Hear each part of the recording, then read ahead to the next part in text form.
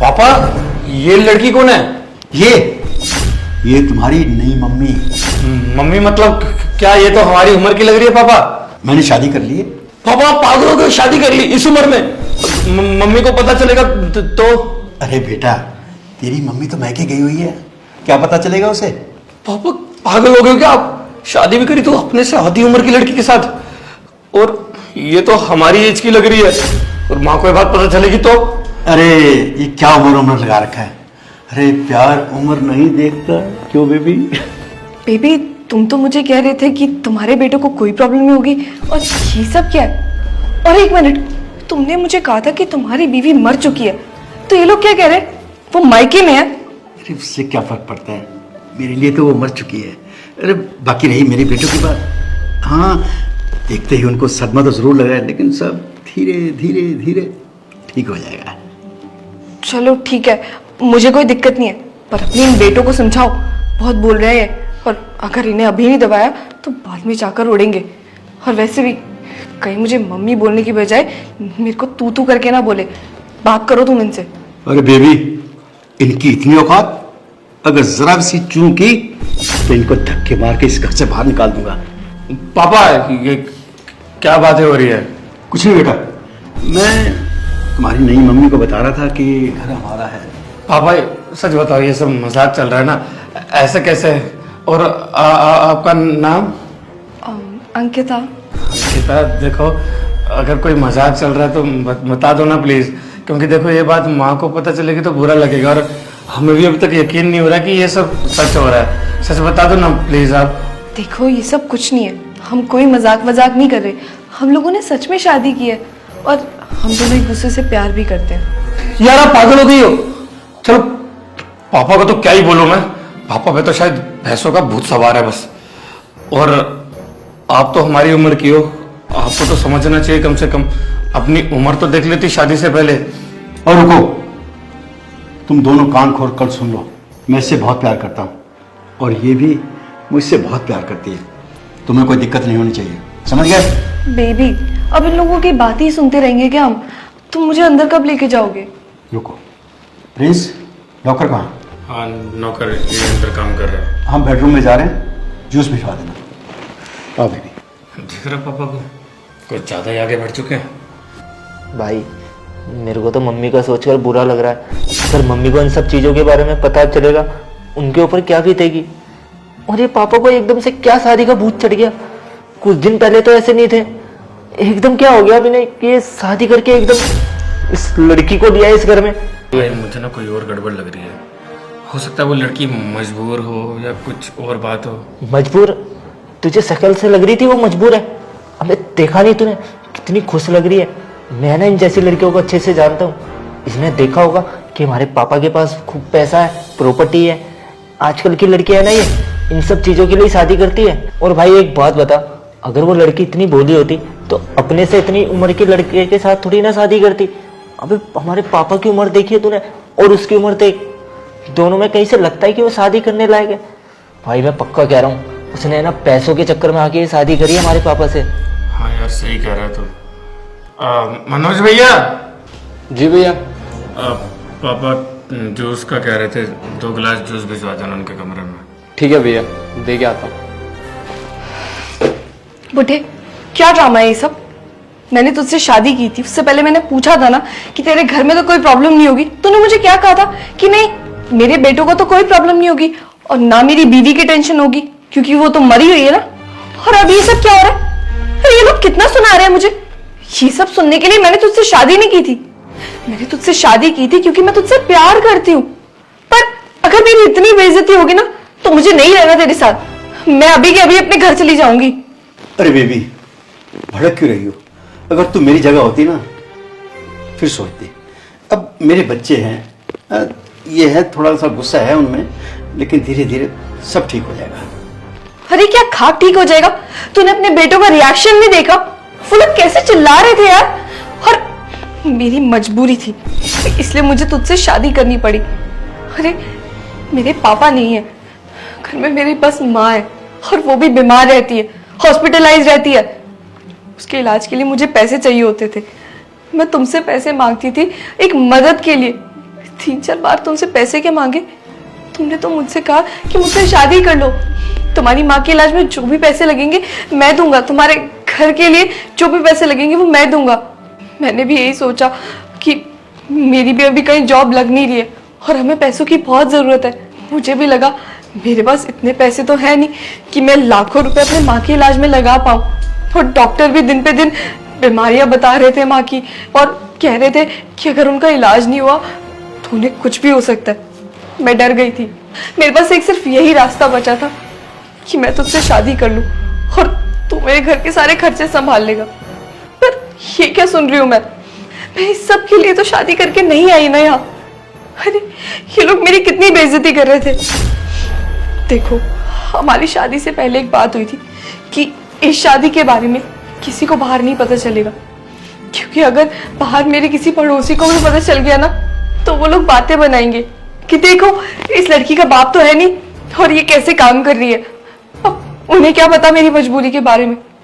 मुझे क्या पता था तुम किसी औरत की जिंदगी बर्बाद कर रहे हो, अपनी बीवी की जिंदगी यार। और तुमने मेरे लिए उससे धोखा दिया। अरे वो तो अपने मायके में गई हुई थी कुछ दिनों के लिए और तुमने उसके पीछे से ये सब किया।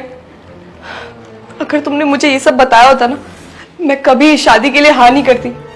मेरी माँ की उम्र की होगी यार वो, उसको दुख देख के मैं कैसे खुश रहूंगी।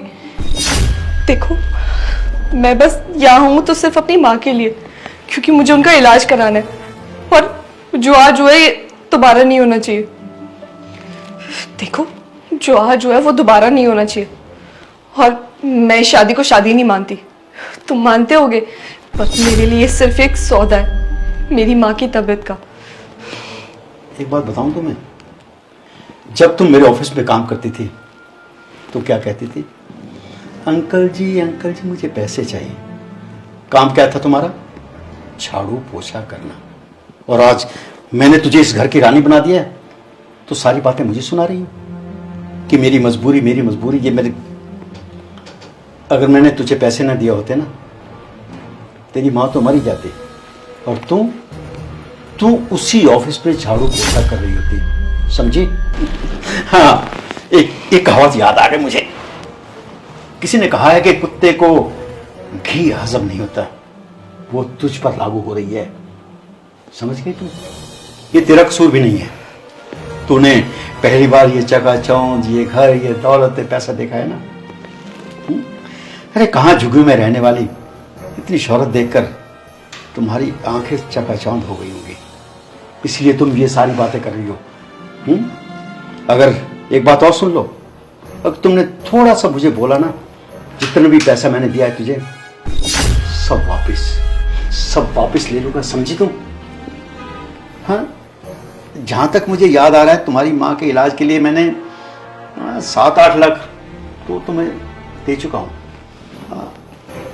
लेते वक्त तो तूने बड़ी आसानी से मांग लिए, अब मैं जब तुमसे वापस मांगूंगा तुम्हें बहुत तकलीफ हो गई। बस यही तो मजबूरी है मेरी कि मैं तुझे पैसे लौटा नहीं सकती क्योंकि मेरे पास इतने पैसे नहीं है। अगर मुझे पहले पता होता ना कि तू मेरे साथ ये हरकतें करने वाला है और अपने इस फायदे के लिए मुझे पैसे दे रहा है, मैं तुझसे कभी पैसे ना मांगती।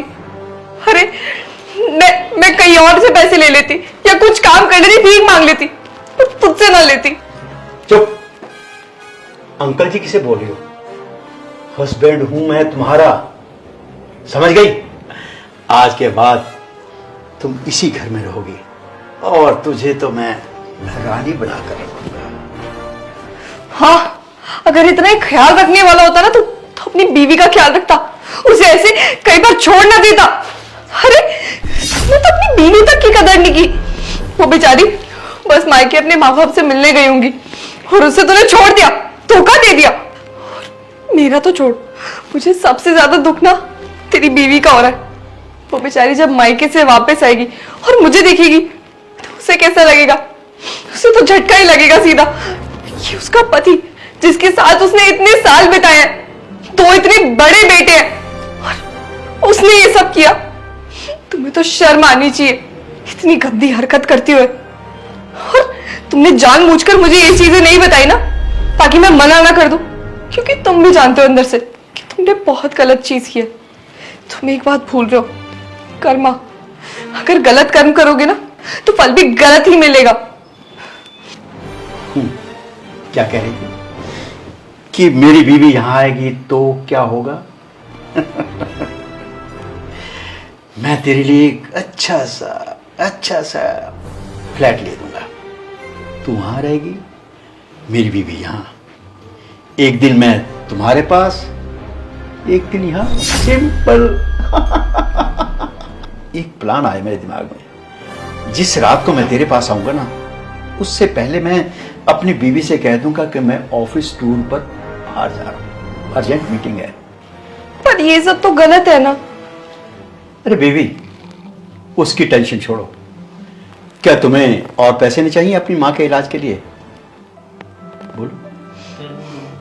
पैसे चाहिए तो ये सब चलेगा, ये मानना पड़ेगा। अब तुम समझ लो,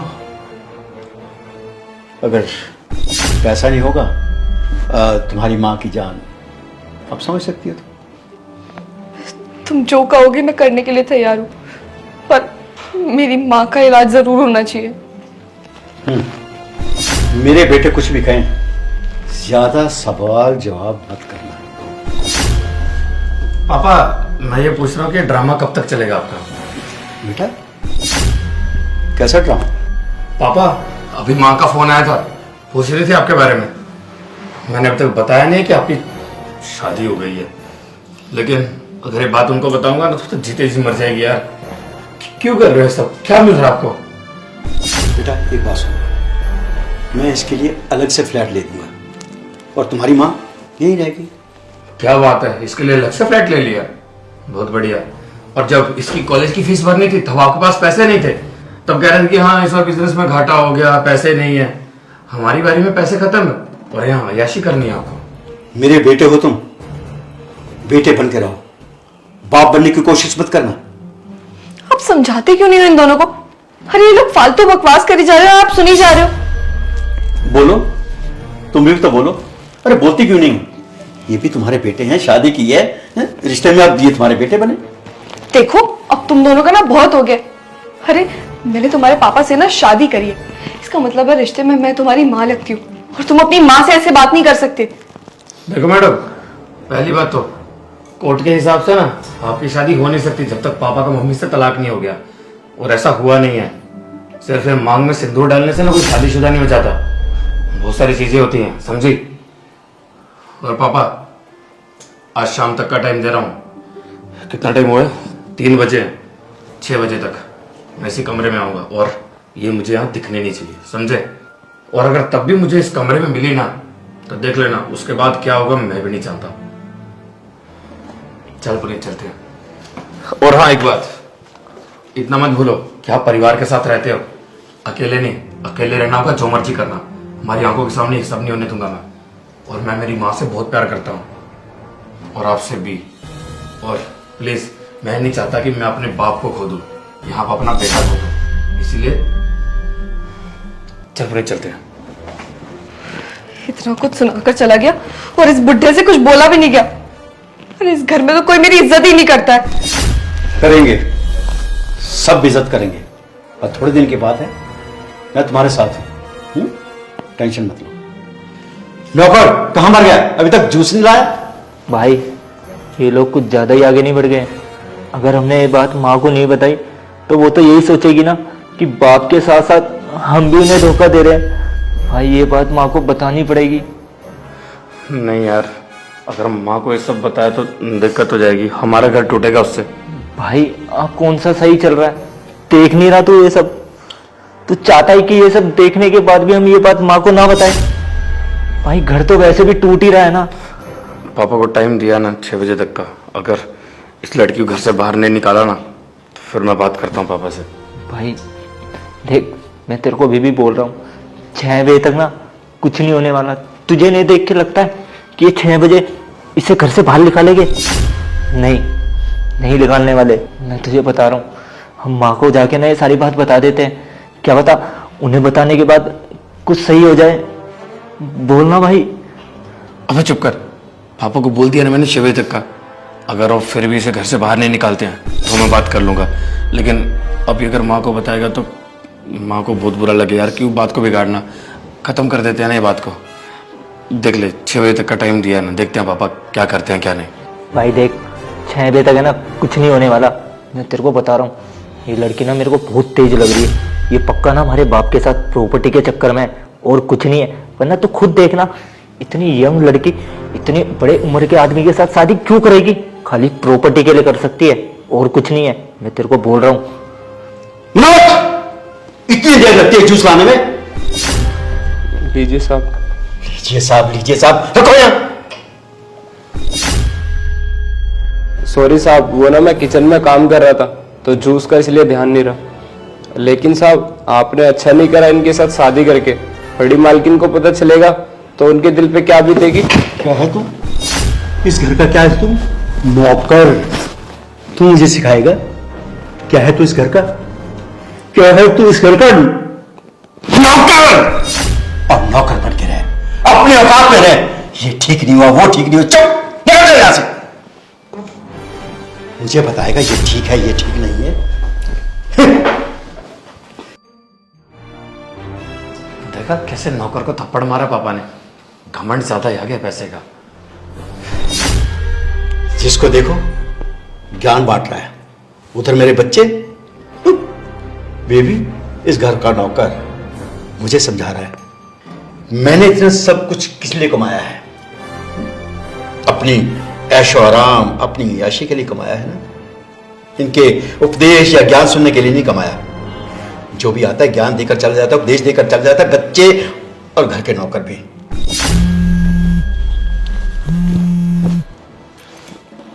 जी सर, अभी करवाता हूँ। पापा किसी वकील का फोन है आपके लिए। वकील को कौन? हेलो। हेलो अरोड़ा जी, आपने तलाक के पेपर साइन करे हैं ना, तो मैं आपको कंफर्मेशन दे रहा हूँ कि आपको अपनी आधी प्रॉपर्टी और 30 लाख रुपए आपको अपनी पत्नी को देने पड़ेंगे। तलाक के पेपर? वही जो आपने आज सुबह भेजे थे। अरे कौन से तलाक के पेपर इस उम्र में मैं? पापा फोन दो 1 सेकंड, मैं बताता हूँ। वो तलाक के पेपर मैंने भिजवाए हैं। और याद है आपको कल सुबह आपने एक पेपर पे साइन किए थे, जो मैंने आपको कहा था कि बिजनेस के पेपर है। वो बिजनेस के पेपर नहीं थे, वो तलाक के पेपर थे। आप आज से मेरे पापा नहीं हो, मतलब आपका मेरी माँ से तलाक हो चुका है, समझे? और आपकी प्रॉपर्टी का आधा हिस्सा और 30 लाख रुपए मेरी माँ को देने पड़ेंगे आपको। वो उस पेपर्स में साफ साफ लिखा था, जिसपे आपने साइन करे। आपको क्या लगता है हम अंधे हैं, हमको कुछ दिखता नहीं है? कुछ दिन पहले से आपकी हरकतें देख रहे थे, जब आप रात रात भर घर नहीं आ रहे थे। मुझे वही लगा कि माँ को भी मायके भेज दिया और इतने दिन से घर नहीं आ रहे हैं, कुछ तो गड़बड़ है। इसलिए हमने आपका पेशा किया।